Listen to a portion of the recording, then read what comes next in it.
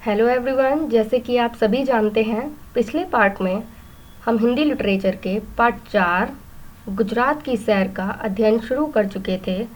आज हम इसके आगे के पार्ट को इस वीडियो में कंटिन्यू करेंगे। हमने इस पार्ट को दूसरे दिन के भ्रमण के लिए छोड़ दिया था। अगले दिन सूरज की मीठी किरणें खिड़की से मेरे कमरे में मुझे जगाने के लिए आईं।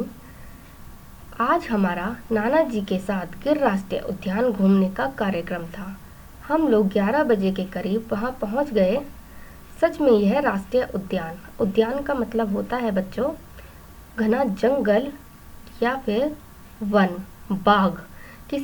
यह राष्ट्रीय उद्यान किसी घने जंगल से कम ना था। तेंदुआ, लकड़पक्का, नीलगाय, सांबर आदि पशु पक्षियों के बाद हम एशियाई शेर देखने गए। नाना जी ने बताया कि दक्षिण अफ्रीका के अलावा यह एक ऐसा इकलौता स्थान है जहां शेरों को अपने जो प्रकृति से उत्पन्न होता है उसे प्राकृतिक कहते हैं, आवास में रहते हुए देखा जा सकता है। आवास का मतलब होता है प्राकृतिक निवास स्थान पर रहते हुए देखा जा सकता है। गुजरात में हम जितने भी दिन रहे, नाना जी ने हमें हर दिन एक नई जगह की सैर करवाई। हम लोग सोमनाथ मंदिर, द्वारिकाधीश मंदिर और पोरबंदर भी देखने गए। और हाँ, एक बात तो बताना मैं तुम्हें भूल ही गई। नाना जी हमें कच्छ का रण भी दिखाने ले गए थे। कहते हैं कि कच्छ में जाए बिना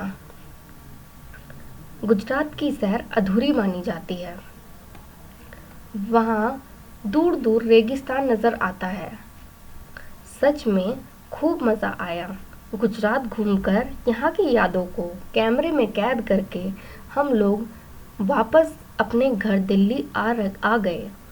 मेरा तो कुछ और दिन रहने का वहाँ मन था, पर यह तो हो नहीं सकता था क्योंकि स्कूल की छुट्टियाँ ख़त्म हो गई थीं। अंकल और आंटी को मेरी नमस्ते कहना। तुम्हारी दोस्त शिवानी।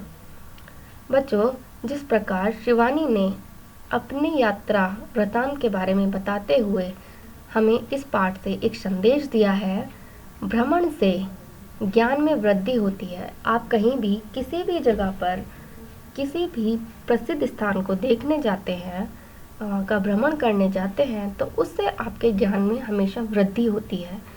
आपको उसकी कुछ अच्छाइयाँ प्राप्त होती हैं, कुछ वहाँ की जानकारी प्राप्त होती हैं, वहाँ क्या गलतियाँ हुई हैं, वो सभी जानकारी आपको भ्रमण से प्राप्त होती हैं। हमेशा भ्रमण से ज्ञान में वृद्धि होती है, प्रगति होती है।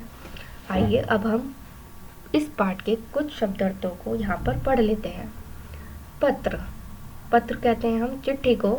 नृत्य, नाच, पोशाक होती है पहनने के कपड़े। जो पोशाक राजस्थानी वस्त्र पहनकर उन्होंने डांस किया था उसे पोशाक कहते हैं, पहने हुए कपड़े। आवास, निवास स्थान। धूमधाम, उल्लास, चहल पहल या मौज मस्ती। आनंद, उल्लास, हर्ष। उद्यान, वन या बाग।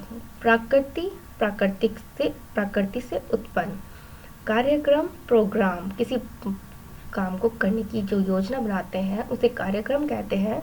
महोत्सव, समारोह। इकलौता, अकेला। बच्चों, मैं आशा करती हूँ आप इन सभी शब्दार्थों को दिन में 1 से 2 बार, अगर आप एक बार वीडियो में देखकर ही पढ़ेंगे तो आपको आराम से याद हो जाएंगे। मैं आशा करती हूँ आपको मेरी वीडियो समझ में आई होगी, पसंद आई होगी। आज के लिए इतना ही। धन्यवाद बच्चों।